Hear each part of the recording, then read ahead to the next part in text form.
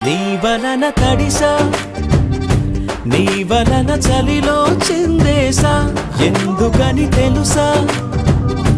నువ్వు చనువిస్తావని ఆశ చారు పవిటని పొడుగుగా చేసా